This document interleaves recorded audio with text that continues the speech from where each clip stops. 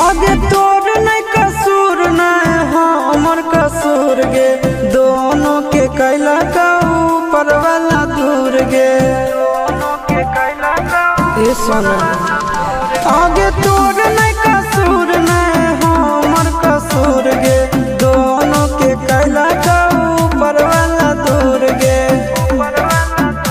आगे शीशा के छोड़ा के तो मिलोगे चिंटू या न जान से, आगे सोना चिंटू या न जान से।